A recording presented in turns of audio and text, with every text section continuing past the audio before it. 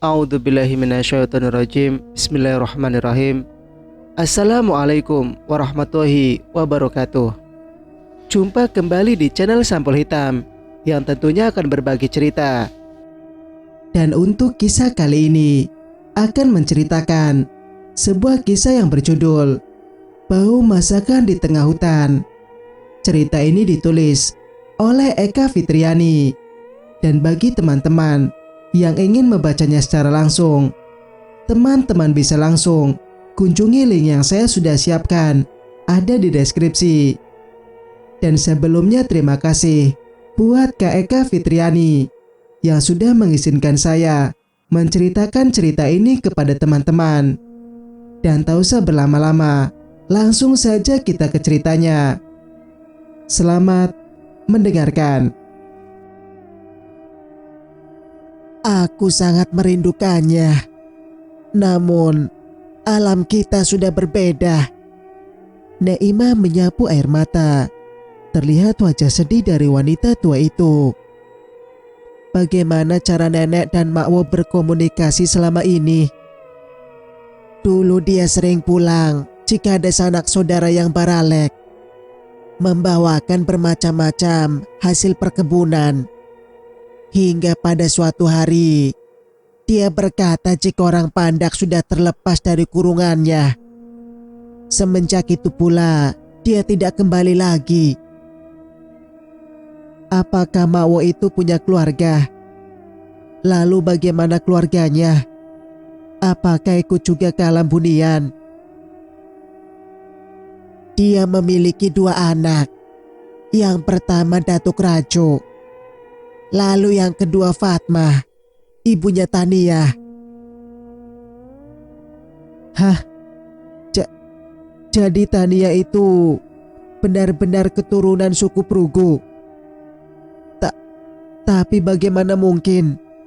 Sedangkan Datuk Rajo, bukankah itu anak nenek? Lalu Umi, bukankah dia orang dari Jawa sana? Setelah kematian suaminya, adikku itu sedikit kacau pemikirannya. Di saat sedang mengandung, dia harus kehilangan suami tercintanya. Lalu anak yang dia lahirkan ternyata perempuan. Mau tidak mau, akhirnya dia harus mengikhlaskan anaknya untuk dibawa oleh Kiai Abdul Salam, seorang ulama dari tanah Jawa. Beberapa hari setelah kepergian putrinya, adikku itu semakin tidak karuan. Akhirnya dia memilih hidup abadi, mengabdi di alam bunian. Anak laki-lakinya yang saat itu sudah besar, tidak mau ikut dengan ibunya. Dia memilih tinggal denganku. Artinya makhluk itu menginginkan Tania sebagai tumbal di malam bulan purnama yang ke-30. Orang Pandak itu percaya dengan meminum darah suku Prugu, dia akan menjadi kuat dan sakti. Kalau benar begitu, tandanya putri yang telah mengambil calon anakku. Besar kemungkinannya sepertinya begitu.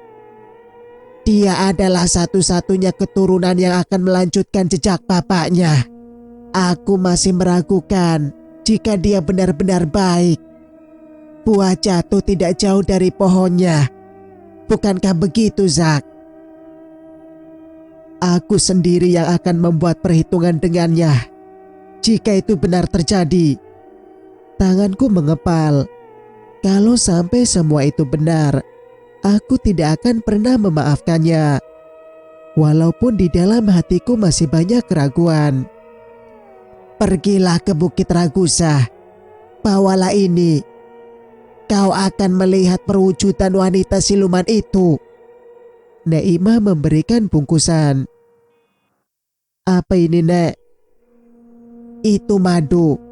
Bawalah itu dan taburkan garam di ruangan yang diletakkan kaca. Tapi untuk apa? Lakukan saja. jika kau ingin Tania selamat. Baik, Nek.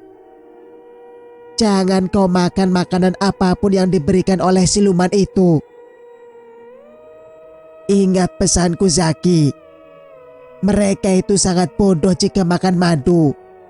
Kau bisa merayu agar dia bicara jujur. Paksa dia untuk mau memberitahu letak persembunyian orang pandak itu. Aku mengangguk. Meskipun sebenarnya aku tidak tega dengan semua ini. Rasa penasaranku cukup besar. Aku juga ingin membuktikan kepada Naimah dan Tania jika Putri adalah manusia, bukan wanita menyeramkan seperti yang mereka tuduhkan. Kilas balik masa lalu, sudut pandang autor.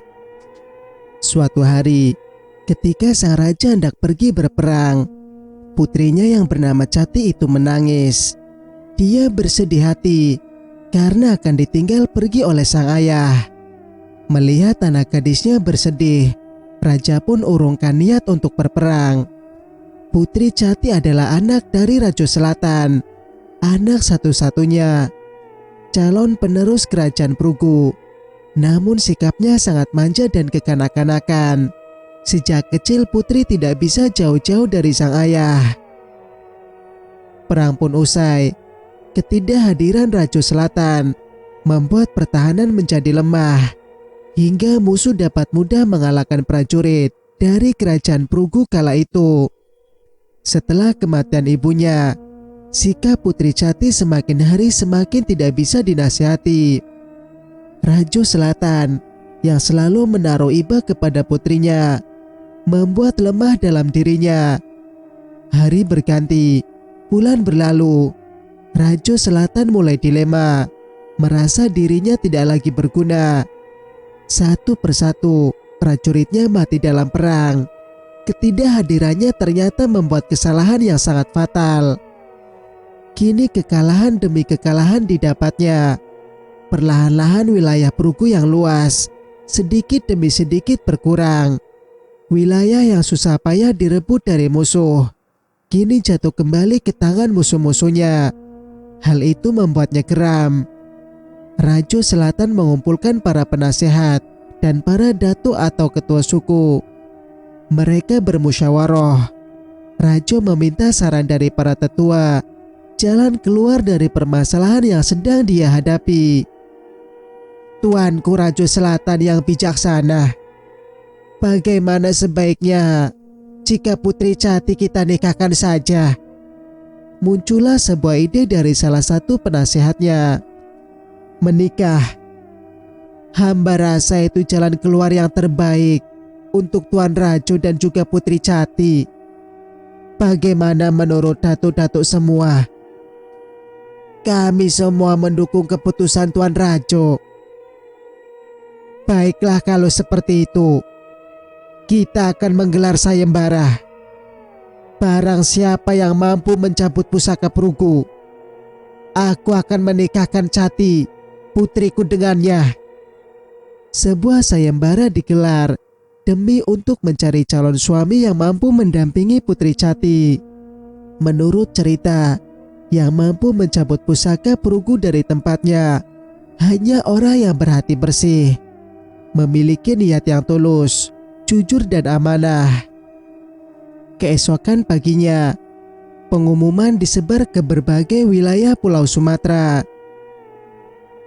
Bawalah berita gembira ini ke tanah Jawa. Raja Selatan mengutus beberapa prajuritnya untuk pergi ke Pulau Jawa. Pengumuman, barang siapa yang mampu mencabut pusaka Prugu, maka Raja Selatan akan menikahkannya dengan Putri Cati. Begitulah bunyi pengumuman yang dibacakan oleh utusan kerajaan Prugu.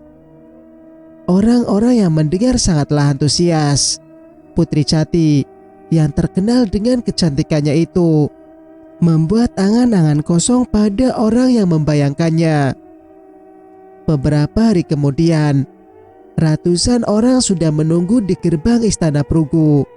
Bermacam-macam orang datang untuk mengikuti sayembara itu, mulai dari rakyat jelata hingga raja-raja besar dari berbagai daerah di Nusantara. Orang yang berbaris dan berdesak-desakan, mereka tidak sabar menguji kesaktian dan kemampuannya. Setiap orang yang maju selalu heran, sebab pusaka itu sangat kecil, hanya sebesar jarum jahit. Pusaka yang cukup unik menurut sebagian orang. Peserta sayembara itu tersenyum geli ketika melihat pusaka yang sangat kecil. Alah, cuma segitu. Kalian tidak mampu mengambilnya. Payah. Laki-laki berbadan kekar itu memandang remeh pusaka perugu. Kedua jari jemarinya sudah siap mencabut. Dengan sekuat tenaga dikerahkan. Namun nihil, pusaka itu tetap tidak bergeming. Semua orang menertawainya. Akhirnya dia pun menyerah. Hari demi hari berlalu. Namun, pusaka yang tertancap pada batu permata biru itu belum juga ada yang mampu mencabutnya. Hingga suatu hari berita sayembara itu terdengar oleh penasehat dari Raja Bunian di Bukit Ragusa. Tuan Rajo, apakah Tuan tidak tertarik mengikuti sayembara di Kerajaan Prugu? Kabarnya anak Raja Selatan itu sangat cantik. Barangkali Tuan mau menjadikan wanita itu sebagai istri. Dengan berhati-hati, seorang pengawal berbicara dengan Raja Bunian. Aku tidak tertarik. Baiklah Tuan, saya permisi.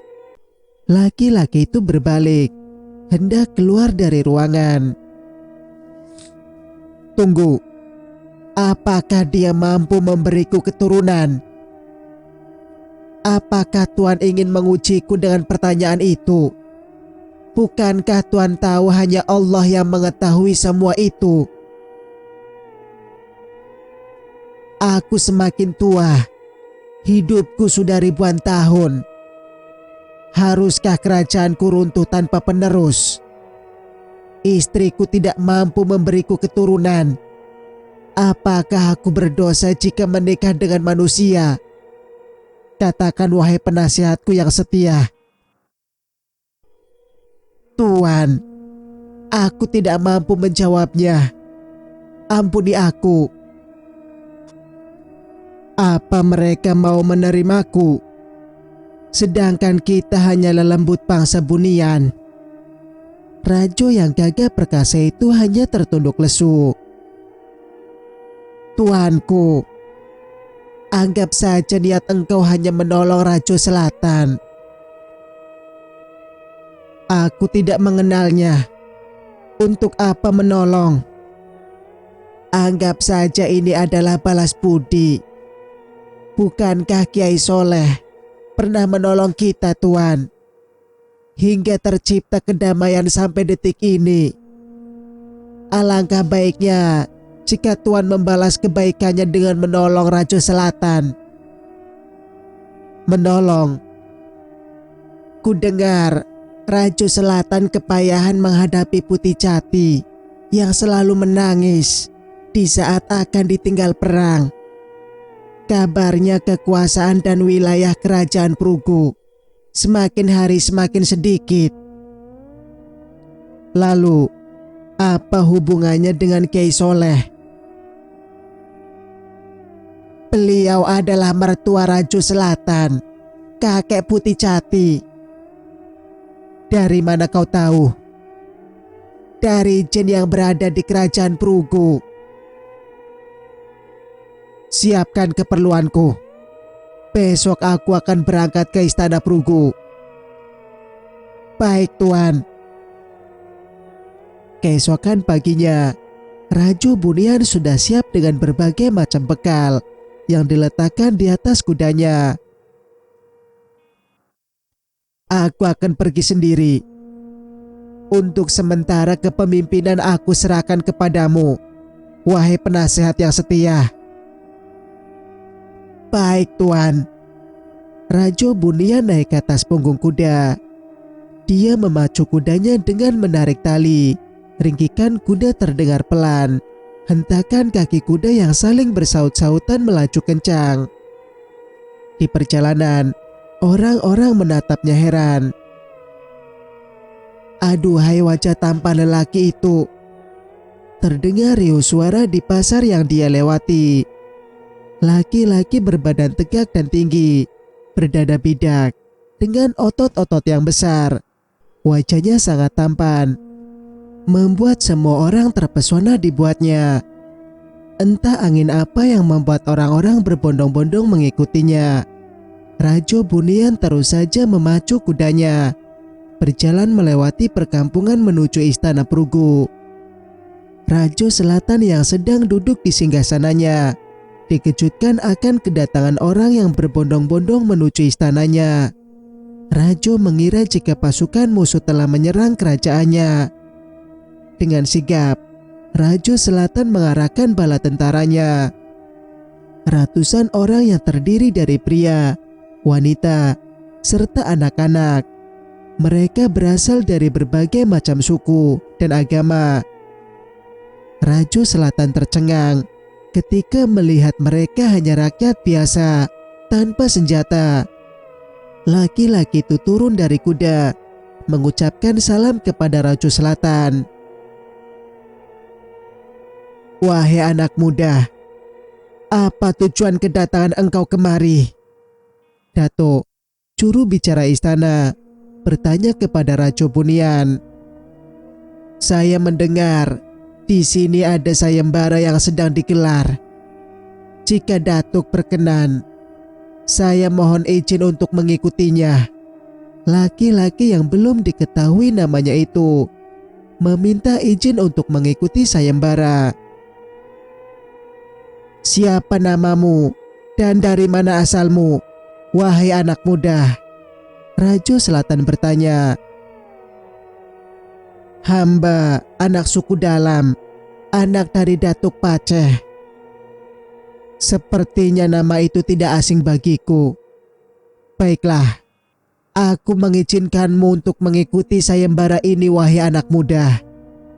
Orang-orang yang bersamanya bersorak gembira. Rajo Selatan membawanya menuju lokasi di mana pusaka itu berada. Tanpa basa-basi, Rajo Bunian mencabut pusaka Prugu dengan mudah. Semua mata memandangnya dengan takjub. Tidak berselang lama, muncul mata air dari bekas cabutan itu hingga membentuk aliran sungai kecil dengan air yang jernih. Rajo Selatan sangat gembira. Dia memerintahkan pengawal untuk mengabarkan berita ini kepada putrinya Cati. "Kau orang yang terpilih, wahai anak muda." Rajo Selatan menepuk-nepuk pundaknya.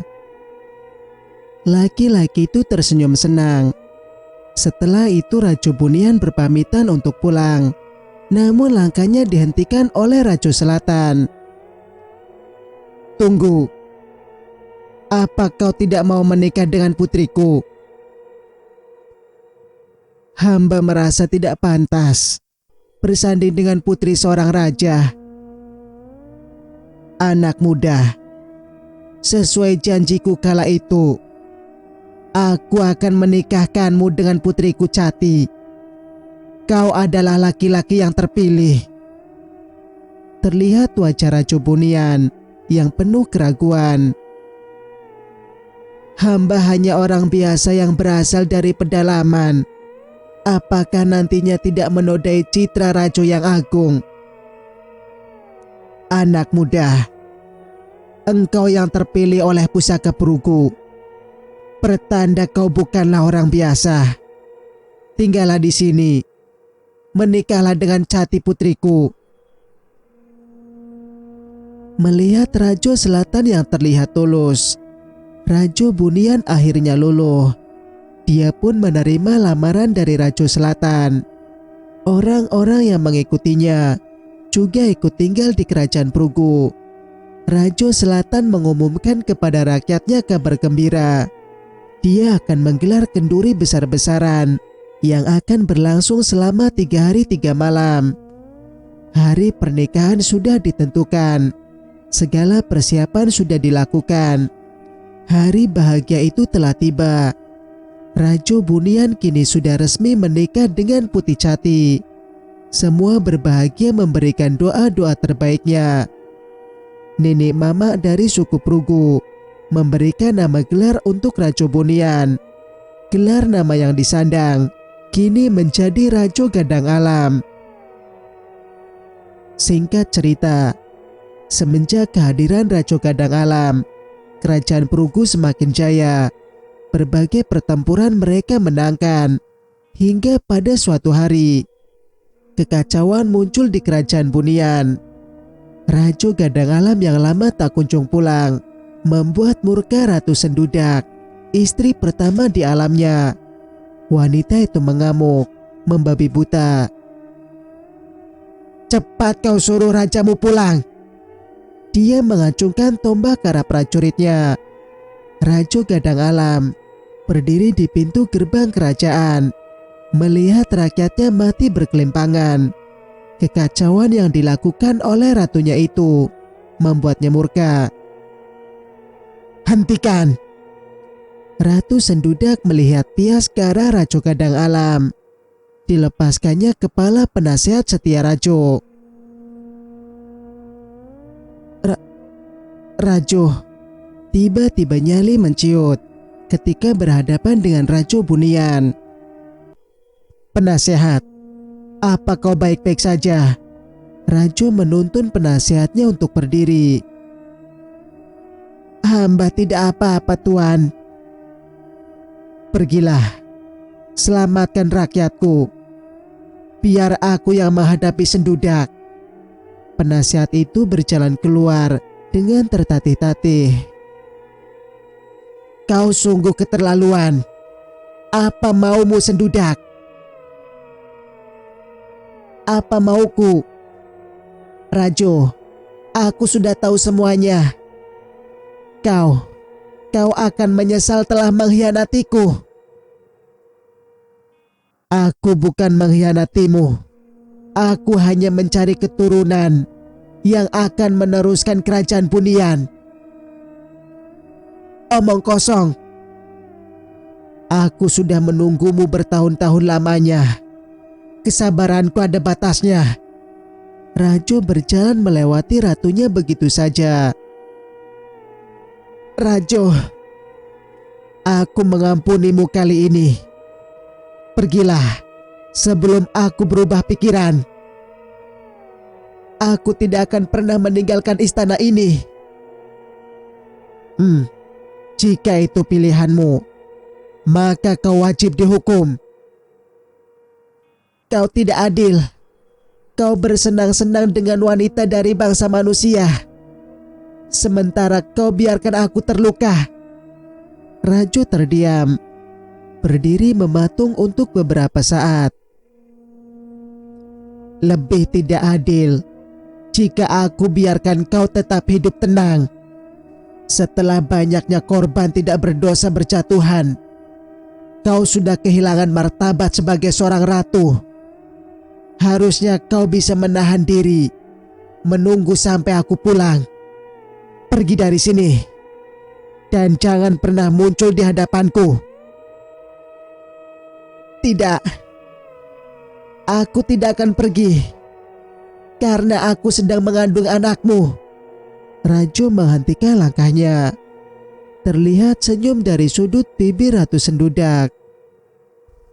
Singkat cerita, Ratu Sendudak terlihat cemas. Dia berjalan ke sana kemari di dalam kamarnya. Teringat dengan ucapan Rajo Gadang Alam. "Aku akan memberi kesempatan untuk tetap di sini sampai anak itu lahir.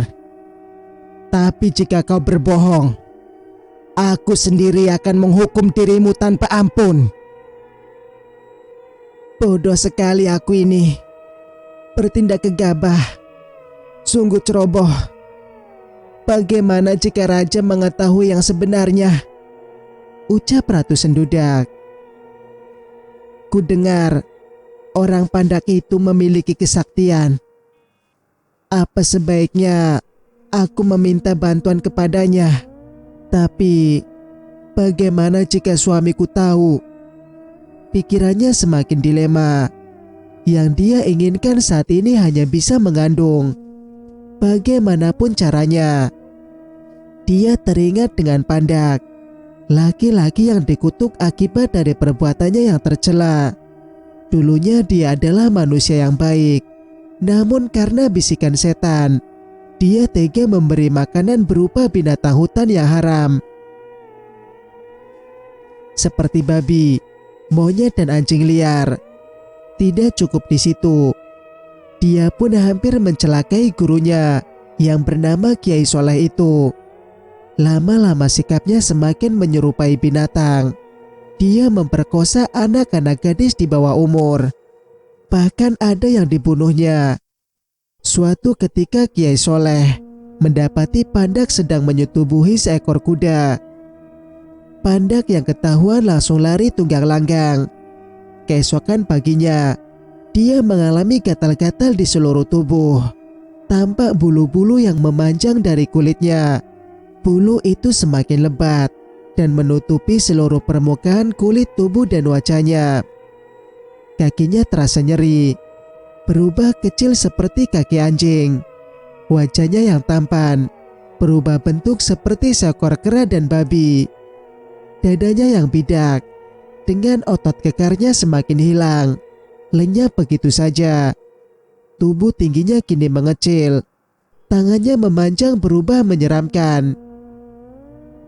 Pandak mengira itu adalah kutukan karena telah memberikan makanan haram kepada gurunya.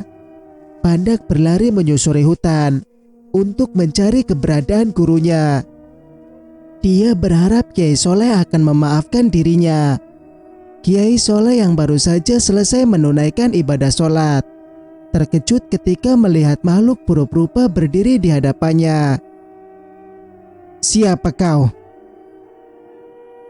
"Guru, ampuni aku." Pandak bersujud di hadapan Kiai Soleh. "Siapa kau?" Kiai Soleh mengulangi ucapannya. "Aku muridmu, Pandak." "Apa yang terjadi denganmu?"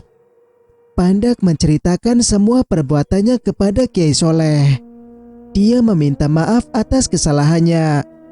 Kiai Soleh yang mendengarkan perkataannya menggeleng-gelengkan kepala. "Aku memaafkan dirimu dan kesalahanmu. Tapi aku tidak bisa menganggap dirimu sebagai muridku lagi. Pergilah, carilah tempat untuk bernaung, dan segeralah bertaubat." Pandak yang mendengar hal itu tersungkur menyesali perbuatannya. Dia menangis meraung-raung. "Guru, aku mohon jangan kutuk diriku seperti ini. Aku mohon." "Aku tidak pernah mengutukmu. Namun kala itu aku berdoa kepada Tuhanku agar orang yang meracuni diriku dengan makanan laknat itu dihukum dengan caranya. Aku tidak menyangka jika itu dirimu, wahai Pandak." Kiai Soleh menyapu air matanya. Pandak berlari. Dia menangis di tepian sungai, menyesal telah berbuat demikian. Dia ingin bertaubat. Namun di saat yang sama, datanglah laki-laki yang memakai jubah hitam. Dia menawarkan kesaktian kepada Pandak dengan syarat harus meminum darah manusia.